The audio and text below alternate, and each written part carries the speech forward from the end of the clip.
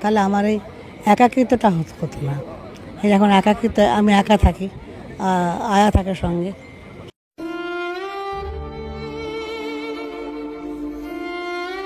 শেষমেশ একাকিত্বের এই দুঃখ, যন্ত্রণা, কষ্ট নিয়েই চলে গেলেন বর্ষিয়ান অভিনেত্রী বাসন্তী চট্টোপাধ্যায়। মঙ্গলবার সকাল 10টা নাগাদ নিজের বাসভবনেই শেষ নিঃশ্বাস ত্যাগ করেন 88 বছরের এই অভিনেত্রী।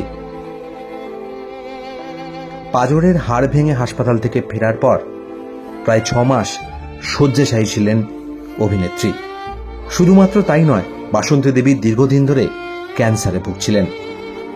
সেই সঙ্গে বার্ধক্যজনিত সমস্যা তো ছিলই। কখনো পর্দায় তিনি স্নেহময়ী মা, কখনো পর্দায় কঠোর শাশুড়ি। সব ধরনের চরিত্রেই নজর কেড়েছেন সব সময়। পর্দায় শেষবার তাকে দেখা গিয়েছিল গীতা এলএলবি সিরিয়ালে, যেখানে ভাস্বর চট্টোপাধ্যায়ের মায়ের ভূমিকায় অভিনয় করতেন তিনি। দীর্ঘ 85 বছর বয়সের পরেও প্রতিদিন নিয়ম করে সোনারপুরে সেটে গিয়ে শুটিং করতেন বাসন্তী দেবী।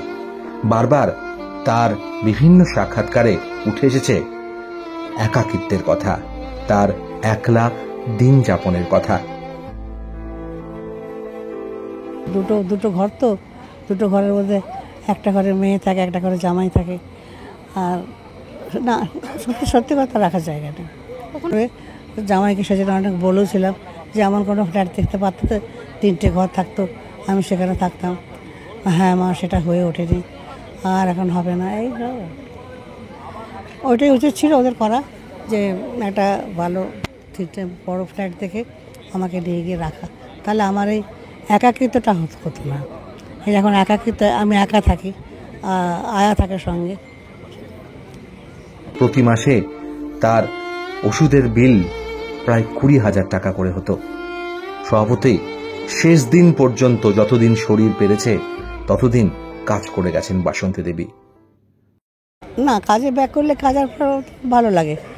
যখন কাজে ঢুকিনি, রেস্টে ছিলাম, তখন মনে হতো কবে যাব করতে করতে আবার ভালো হলো, একটা সুস্থ হলো, ফোন করলাম যে আমি এবারে পারবো, ডাকলো।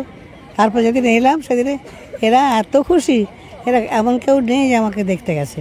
না, সব টাকা পেয়েছিল তো, পাসবুকে সব উঠেছিল, যে টাকা দিয়েছিল সবাইকার নাম লিখে থোকা টাকা উঠেছিল।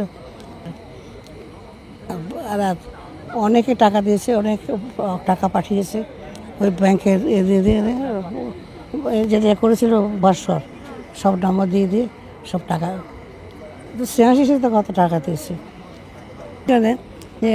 এই কিডনির জন্য আমাকে CMRI বলে 3-4 বার ভর্তি করতে হয়েছে।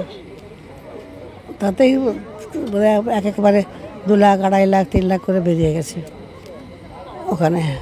সেভাবে ট্রিটমেন্ট হয়নি। এইবারে যে ট্রিটমেন্টটা হলো, এটাই হচ্ছে ভালো ট্রিটমেন্ট। এটা 5,80,000 টাকা গেল। হয়তো এতদিন পর শান্তি মিলবে তার। আরিশেনের তরফ থেকে তার প্রতি শ্রদ্ধার্ঘ্য।